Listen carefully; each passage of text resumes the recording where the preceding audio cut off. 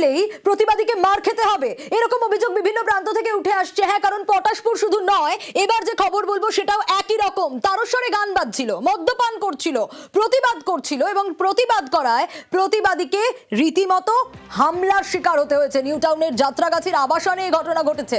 মধ্যরাত তো পেরিয়ে গেছে, ভোর রাত পর্যন্ত গান মদ্যপানের অভিযোগ করায় ঠিক কি শাস্তি পেতে হলো প্রতিবেশীকে, আরো বিস্তারিত জানাতে পারবে অনুপ রয়েছে আমার সঙ্গে।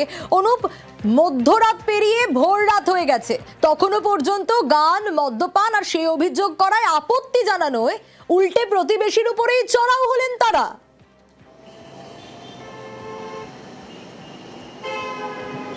একবার নিউটাউন যাত্রাগাছি এলাকায় কিন্তু মাঝরাত পেরিয়ে যখন ভোর রাত এবং মদ্যপানের যখন আসর বসেছিল বাড়িতেও মদ্যপানের পাশাপাশি কিন্তু তারস্বরে গান বাজানো হচ্ছিল।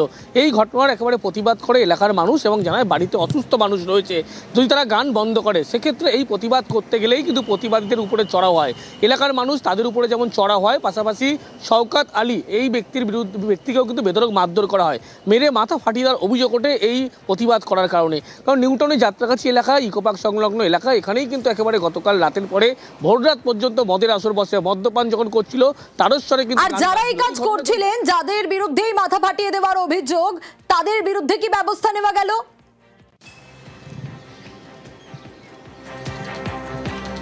তো এই যে ঘটনার পরবর্তী ক্ষেত্রে এলাকার মানুষ তারা কিন্তু ইকোপার্ক থানা পুলিশকে গোটা বিষয়টি জানায়। পুলিশের পক্ষে ইতিমধ্যেই 7 জনকে গ্রেপ্তার করা, তার মধ্যে 4 জন মহিলা এবং 3 জন পুরুষ, যারা এই গতকাল রাতের বেলা ভোর রাতে যখন মদের আসর বসেছিল, মদ্যপান করছিল, তাদের স্বরে গান বাজাচ্ছিল, প্রতিবাদ করতে গেলে মারধর।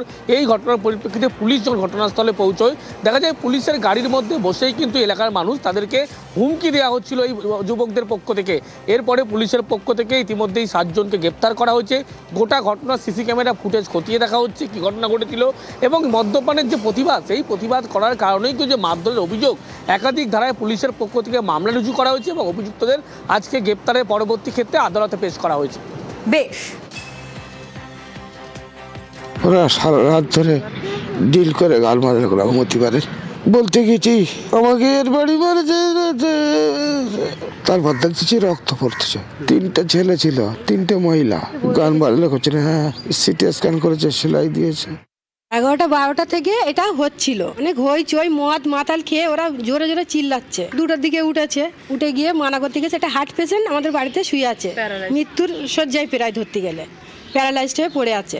তা বলতে গিয়েছে যে তোমরা অত চিল্লাও না, একটু করো। ওরা ওজন উৎপত্তি করে এমন একটা মানুষের এমন ফুলির টপ দিয়ে মেরেছে, তার মাথা পুরো ফেটে গেছে। ওখানেই তো মারা যেত মানুষটা। আমরা বলতে গিয়ে ওরা ওখান থেকে ইট পেটকেল ছুটছে।